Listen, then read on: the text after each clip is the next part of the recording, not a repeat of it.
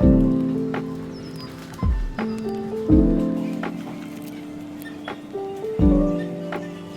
like, share, follow, and subscribe. Let's go! Hello everyone! Welcome to my vlog! Ngayong araw po ay mamamalingki po ako. Tara, samahan niyo po ako. Ngayon, sa hagdan po tayo dadaan upang makita niyo po ang kagandahan ng Japan. Nakikita niyo ba ang nakikita ko? Napapansin niyo ba ang napapansin ko? Anong meron dito na wala sa Pinas?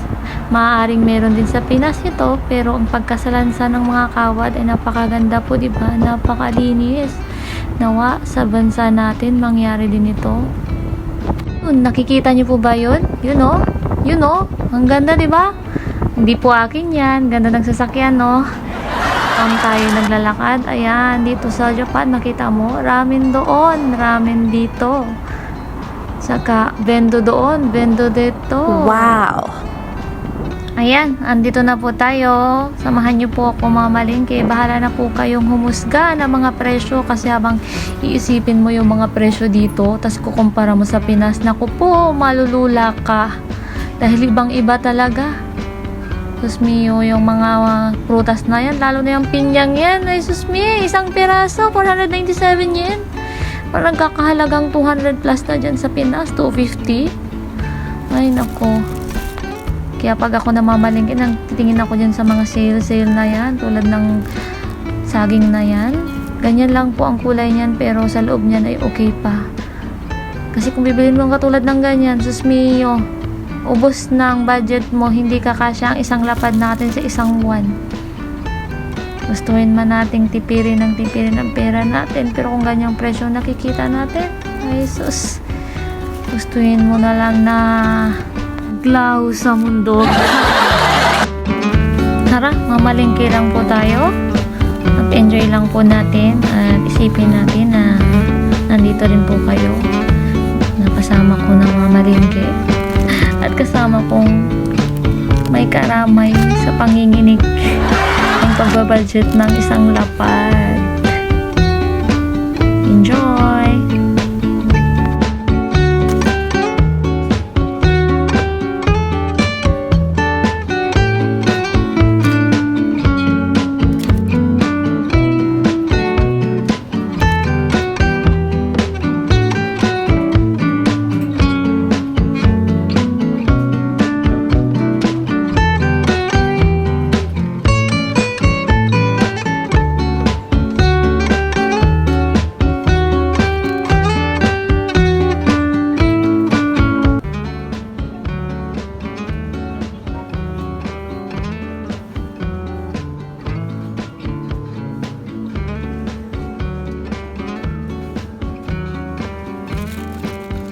Ayan, dito na tayo sa pinakaginto, ang bigas. Totoo namang masarap, pero totoo ding mahal po talaga.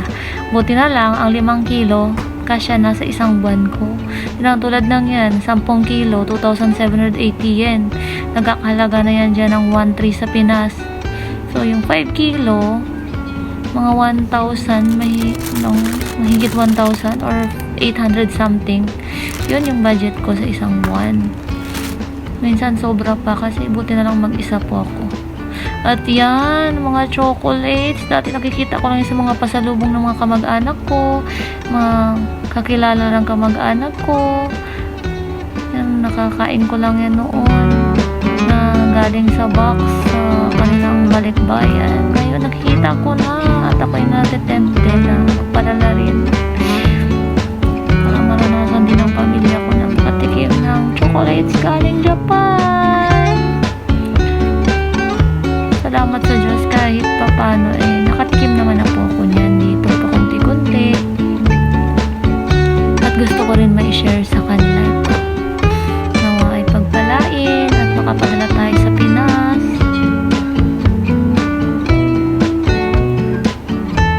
Nakikita niyo po ba yan sa mga balikbayan boxes niyo dati? Ayan na po. Kung gusto niyo po magpabili sa akin, pwede naman po. Charot. Pero okay lang naman. Pwede po kayo magpabili. Padala niyo kung bayad Kasi isang lapad lang ang pinagkakasya ko po dito. Kasi hindi naman tayo habang buhay na nagtatrabaho dito. Kailangan tipid-tipid din at pundar-pundar din. Kasi pangit naman pag yung uwi ko sakit sa likod lang. Dapat meron din tayong kasiyahan na kahit nasa Pinas tayo, ng mga mahinga tayo, may pera tayo. Unang-una dapat negosyo. Ayan, yan lagi ko natitikman sa Balikbayan Baksan Nisinka Province. Mura lang po pala yan dito. 148 yen. Kung sa Pinas ay nasa 70 pesos, 65 pesos ganon. Yan ang oil. Dati nagtitinda kami ng kwek-kwek, konti-container. Ngayon galon yan, kalahating galon. Nabibili ko. Ayan, kung sa Pinas na kaya ko lang inumin ay San Mig Apple, yan lang din po ang katumbas niyan yan. Yan ang kaya ko rin inumin, 3% lang. San Mig Apple, minsan pagka gusto ko antukin. Ayan, Pocari Sweat. Diba ang mahal po niyan? Tsaka parang wala ko nakikita niyan sa Pinas. Yan, pang 1 litro, titimplahin mo lang po yan na parang juice. May Pocari Sweat ka na. Same lang po talaga ang lasa niyan. Yan din yung pinapainom namin sa mga matatanda dun sa company. Siyempre, di mo walang Coke. First time ko makita ng Coke ng ganyan. May ganyan pala. Dito na tayo sana tuwan. Kasi mas mura. 68 yen lang.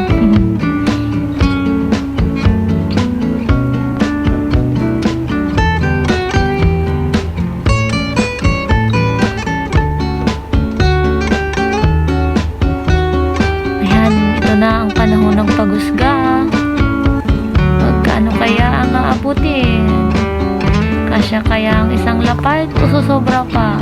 Sana sumobra para may pabili pa ako ng mga gatas-gatas, tinapay, pagka ako'y ng kulang pang almusal, saka may kulang na ingredients. Saka di pa ako nakabili ng mga shampoo ko, sabon ko. Yan na ang paghuhusga. 2,000. O, hindi pa tapos. Yan pa lang yun. Nabili nga pala ako ng mga chocolates kasi yan naman na pupadala tayo dyan sa Pinas kahit paano makatikim man lang sila.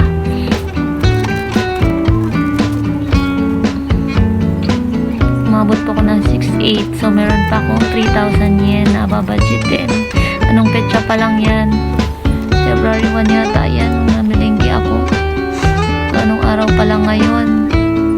Paubos na rin yan. Kakasya kayang 3,000 yen remaining ko.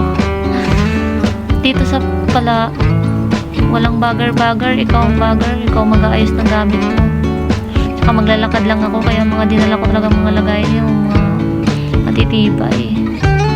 Ayan, bag. Yan bye-bye. Ang hirap kitain ng pera. Hirap din mga malingki. Paghihirapan mo rin ang pagpadala. Lahat na lang pinaghihirapan. Walang libre sa mundo, no? Bye-bye! See you sa next vlog. Thank you. Thank you for watching.